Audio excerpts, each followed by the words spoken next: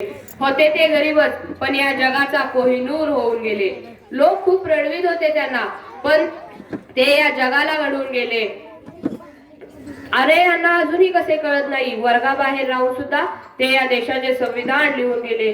असे महामानव डॉक्टर बाबासाहेब आंबेडकरांना मी नमन करतो. डॉक्टर बाबासाहेब आंबेडकरांना वंदन करून मी माझ्या भाषणास सुरुवात करतो. अनेक वर्ष चातुर्वर्ण व्यवस्थेच्या नावाखाली अन्याय सहन करत असणारे समाज बांधव, ज्यांना खायला भाकरी, प्यायला पाणी व चालायला रस्ता सुद्धा मिळणे कठीण होते, अशा दीनदलितांच्या व्यथा जाणून त्यांना जगण्याचा हक्क मिळवून दिला, असे डॉक्टर बाबासाहेब आंबेडकर. डॉक्टर बाबासाहेब आंबेडकर यांचे जीवन आपल्यासाठी खूप प्रेरणादायी आहे. जगावं कसं, अन्याय विरुद्ध लढावं कसं, संघर्षातून घडावं कसं, वादळासमोर उभं राहावं कसं आणि शिक्षणातून आपलं स्वप्न साकार करावं कसं, हे डॉक्टर बाबासाहेब आंबेडकरांनी आपल्या जीवनातून आपणालाच नव्हे तर संपूर्ण जगाला दाखवून दिले आहे. डॉक्टर बाबासाहेब आंबेडकर याचा अर्थ बाणेदार ते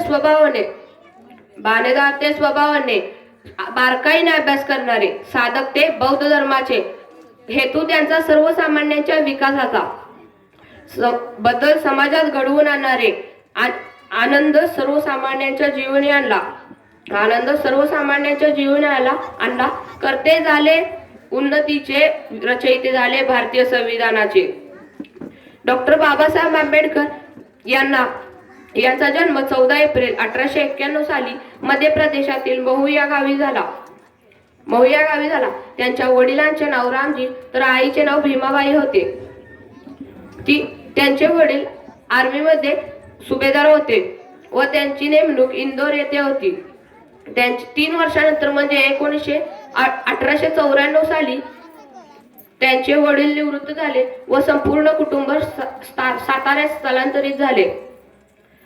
बाबासाहेब आंबेडकर हे त्यांच्या आई वडिलांचे 14वे व शेवटचे अपत्य होते.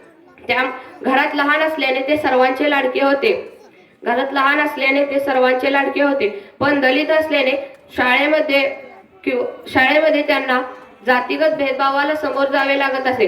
शाळेमध्ये त्यांच्या जातीतल्या मुलांना वर्गात बसण्याची व पाणी पिण्याची परवानगी नव्हती. शाळेचा चपराशी त्यांना वरतून हातावर पाणी टाकून पाणी पिण्यास देत असे. जेव्हा चपराशी सुट्टीवर असेल तेव्हा त्यांना पाणी पिण्यासही मिळत नसे. अशा अन्यायांना सामोरे जाऊन सुद्धा डॉक्टर बाबासाहेब आंबेडकरांनी उच्च विद्या विभूषित झाले. त्यांनी आपले प्राथमिक शिक्षण दापोलीत घेतले व त्यानंतरचे शिक्षण त्यांनी मुंबईतील एल्फिन्स्टन कॉलेजमध्ये घेतले. 1907 ला त्यांनी मॅट्रिकची डिग्री मिळवली. तेव्हा एका दीक्षांत समारोहामध्ये त्यांना कृष्णाजी अर्जुन केळुस्कर यांनी स्वतः लिहिलेले बुद्ध चरित्र हे पुस्तक भेट स्वरूपात दिले. पुढे बडोदा नरेश सयाजीराव गायकवाड यांची फेलोशिप मिळाल्याने डॉक्टर बाबासाहेब आंबेडकरांनी त्यांचे पुढील शिक्षण सुरू ठेवले. डॉक्टर बाबासाहेब आंबेडकरांना लहानपणापासूनच अभ्यासाची आवड होती. यांना लहानपणापासूनच अभ्यासाची आवड होती म्हणून ते सर्व परीक्षांमध्ये चांगल्या गुणांनी उत्तीर्ण होत होते. शेवटी जाता एवढेच बोलेल. हवा वेगाने नव्हती, हवेपेक्षा त्यांचा वेग होता.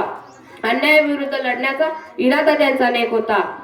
असा रामजी भीमाबाईचा लेख लाखात नव्हे तर जगात एक होता. धन्यवाद.